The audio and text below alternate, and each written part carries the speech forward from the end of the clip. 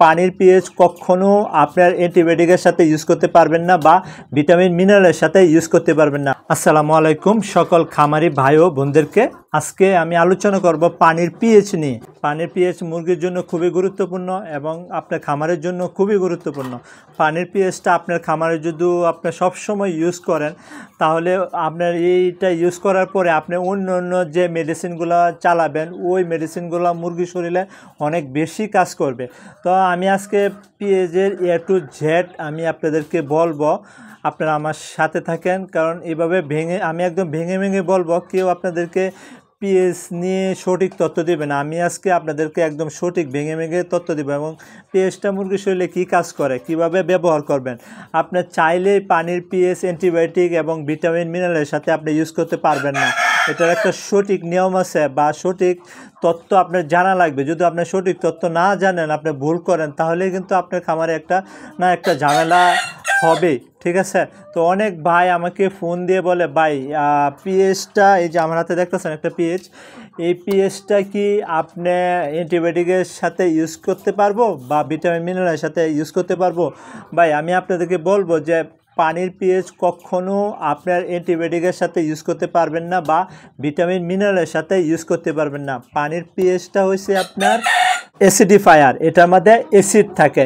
এই অ্যাসিড যদি আপনার অ্যান্টিবায়োটিক পানির সাথে আপনি ইউজ করেন তাহলে ওই অ্যান্টিবায়োটিকের কার্যকারিতা কমে যাবে বা অ্যান্টিবায়োটিকের কার্যকারিতা থাকবে না। বা ভিটামিন মিনারেলের সাথে যদি আপনি ইউজ করেন তো ওই ভিটামিন মিনারেল যে কার্যকারিতা ওইটা থাকবে না।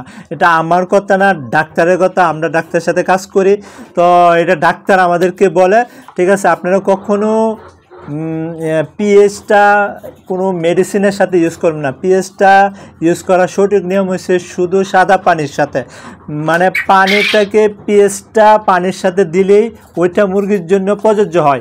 আমরা যে পানিটা খাই এই পানিটা মুরগির জন্য প্রযোজ্য না।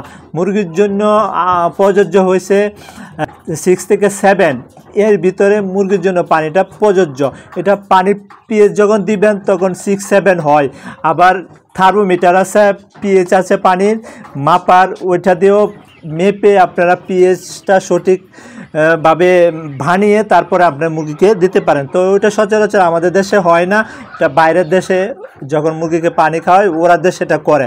তো আমরা যে পানিটা খাই এটার মাত্রাটা হয়েছে 4, আর মুরগির জন্য যেটা প্রযোজ্য সেটা হয়েছে 6 থেকে 7।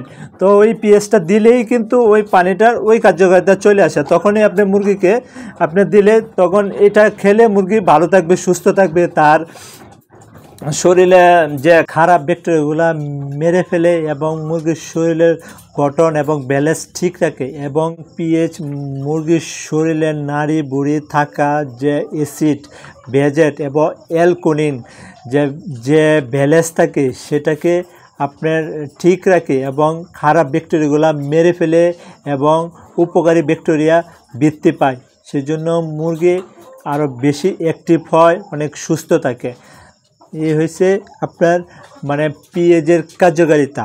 তো আমার হাতে এই যে একটা পিএইচ নিলাম, এটা হচ্ছে অ্যাসিড ব্ল্যাক, বাইরের কোম্পানি। এটা সচরাচর আপনারা পাবেন না, এটা আমি গাজীপুর থেকে নিয়ে আসছি।